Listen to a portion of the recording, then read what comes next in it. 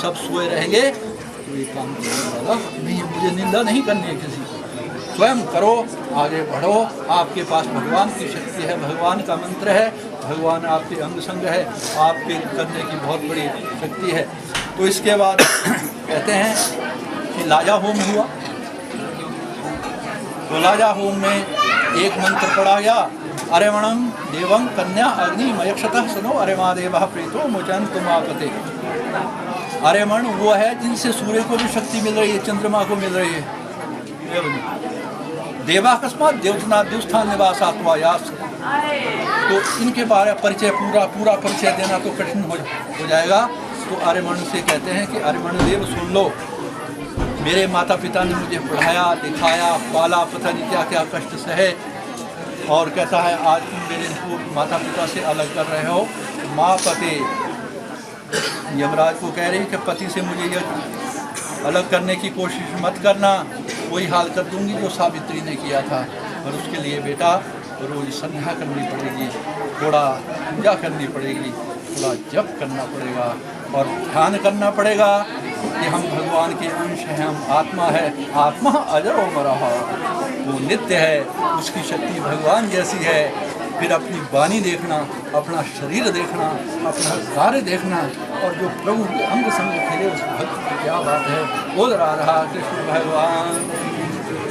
उसके बाद आपने देखा कि 3 बत्तियाँ बुझाई, हाँ जी, 7 बत्ती जलाई, और उसमें से 6 बुझाई गई और 1 को जलते हुए छोड़ दिया। तो अब आप देख लेना कि उस तत्व से जुड़ो जिससे काम है। कबीर को जब रामानंद स्वामी से दीक्षा मिली थी तो उसके ऊपर जब उसने किया था भक्ति की और भगवान दिखे थे तो लोगों ने छिलके फेंके थे कि ये तो पखंड करता है, और काशी नरेश को शिकायत की और कहता कबीर की भक्ति गड़बड़ हो जाए। उसके वहाँ आश्रम में शराब की बोतल रखी, मांस रखा, और कबीर एक बेटी को शिकायत की कि हर कुछ बोल रहे, ऐसा बोला। कबीर ने एक हाथ में बोतल पकड़ी, एक हाथ में बेटी का हाथ।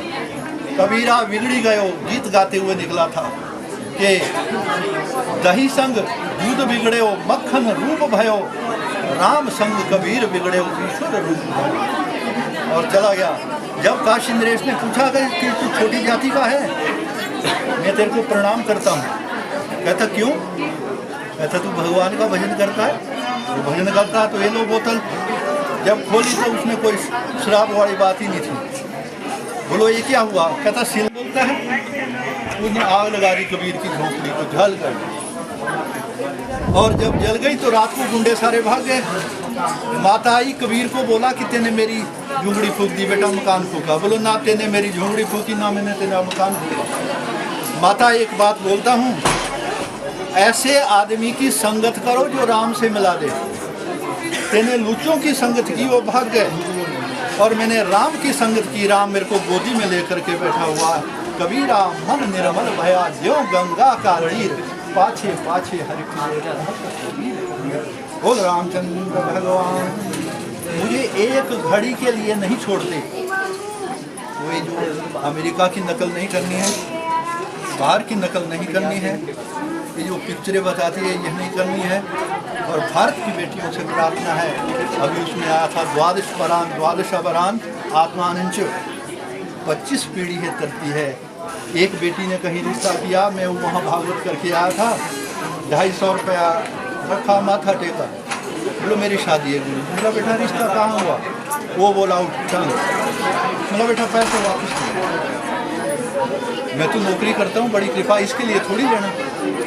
मेरे आंसू आ गए। बोलो आप क्यों रोए? मैंने कहा क्या वक्त आ गया कलयुग का। एक बेटी दान करते थे माता पिता, 25 पीढ़ियाँ करती थी, आज वो भी नहीं माता पिता को मिल रहा है। तो अपना पीछा और आगे का ध्यान रखना, कोई बुराई आपको चिपकेगी नहीं। उस बेटी ने उसी समय निश्चय किया कि मैं घर जाऊंगी और माता पिता में से विवाह करूंगी। मैंने कहा कि अब बेटी बन गई। बोल महाराज। ऋषि भी कहते हैं कि हम गिर सकते हैं, इसीलिए स्वाध्याय करना चाहिए, शास्त्र पढ़ते चाहिए, भगवान की भक्ति करनी चाहिए।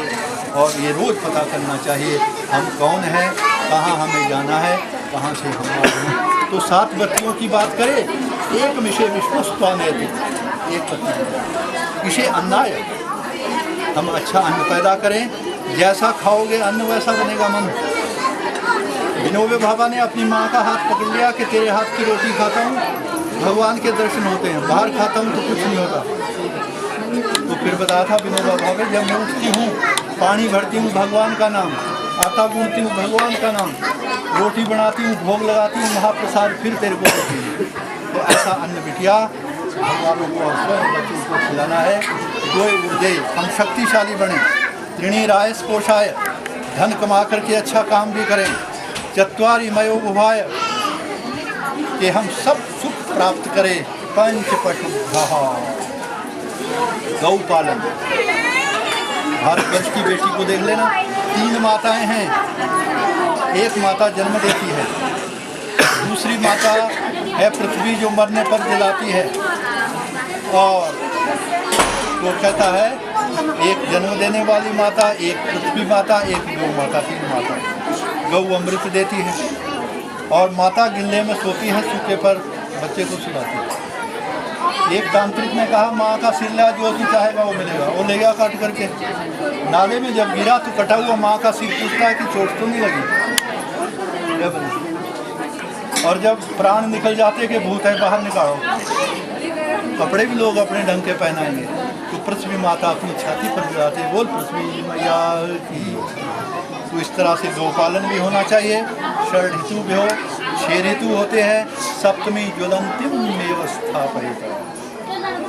आप देखना भाई, सबसे पहले पति पत्नी के लिए कहा है विष्णु और लक्ष्मी, इन्हीं घर में गए और कल्याण कर दिया। एक बेटी आती थी, उसके पति में एक कमी थी, पी लेते थे। देखो किसी को ताना मीना नहीं देना है, आई हो गुरुजी मंत्र दे दो, उनका चलो इसका जीवन निकल जाएगा, मंत्र दे दिया। एक दिन आती रोती, बोलो क्या, बोलो गुरुजी हो तो आपको भी गाड़ी लग गया देने। मैंने कहा यहाँ भगवान को देते हैं गाड़ी, तेरे गुरु को दे दी, कौन सा झंडा नीचे आ गया, बोल गुरु महाराज, उससे कुछ नहीं होता। तो इस तरह से तब उसको बताया कि पति को परमेश्वर मानो, सेवा करना, तेने लड़ना नहीं। तो एक दिन गई, खिचड़ी बनाई दे दी, पीछे कुछ नहीं था। तो उसने खाई, बोलो तू रो बेटी क्या खाएगी, बोलो गुरुजी ने कह रखा है एक तो भगवान मानना, माथा टेक। दूसरा पूछता एक टूटी के दोनों, बोलो वो चाहते कि चारों टूट जाए तो अच्छा है। देखो घर पर कुत्ता आए, कोई सन्यासी आए, कोई मांगने वाला आए, उसमें तेल घी लगाओ, ग्रह शांत के प्रभु इसके पूंछ और कान खोल देना और इसको भी हमारी तरह बना देना, और हमारी अक्ल ऐसी रखना कि कहीं ये पूंजड़ा हमारे को न फंस जाए। वो सनातन धर्म की, तो ये आपका यज्ञ हो गया। दरवाजे पर कोई भी आए खाली नहीं जाना चाहिए।